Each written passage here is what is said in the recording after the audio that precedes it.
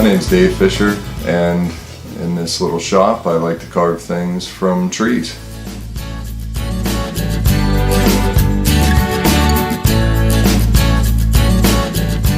When I was first starting out bowl carving, I mean, there is so much more information today, especially through the internet and so on, about greenwood carving and bowl carving and spoon carving and woodworking in general and every other subject, of course. But when I started out, there was just a couple, little sections of some books here and there, especially books by Drew Langsner and Roy Underhill and some other folks. And I also noticed the work of especially some of the Swedish woodworkers and bowl carvers. One named Bengt Lidström was really inspirational to me. The way that some of these folks were taking most of the bowls that I had seen in antique shops and stuff were just very roughly hewn dough bowls that were beautiful in their own way, but the lines weren't very elegant and the shapes weren't as interesting as some of the things I was seeing from some of those guys.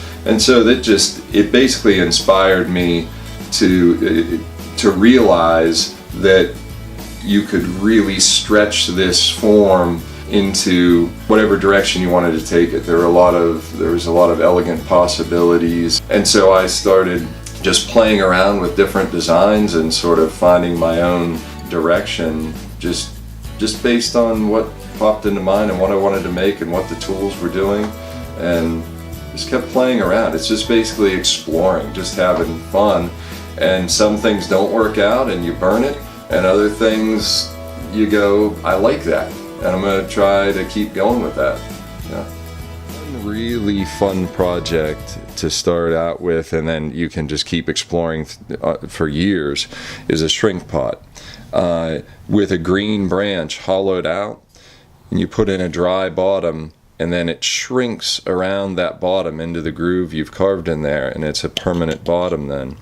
And you can just have so much fun with these. They can hold things, you can have lids on them, and you can even play around with just lettering, which I just do this with a penknife. And I've taken part of a Rupert Brooke poem and just used the line here where I've used the fishes. I've used little pin knots that were in it to be the fish's eyes, and then I've just arranged the composition around that. And so it just can create a nice little piece that can serve a nice purpose too.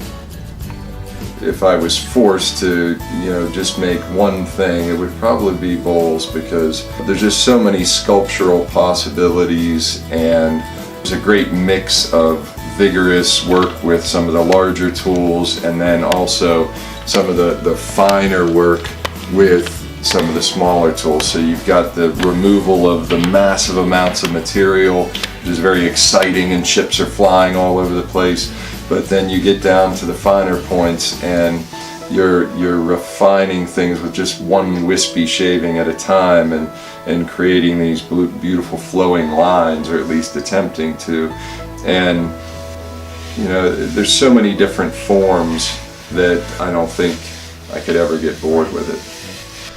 So this is in the early stages, taking big heavy swings with the adze and getting the big chips out.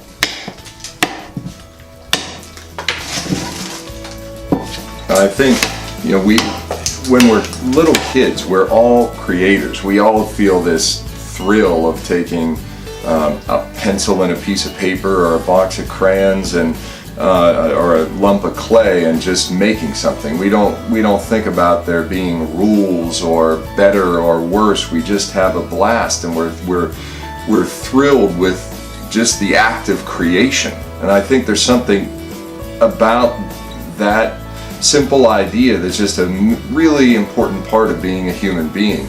I think over time, for various reasons, time constraints, we don't believe we're any good, or there's certain people that should do this and I'm not one of them.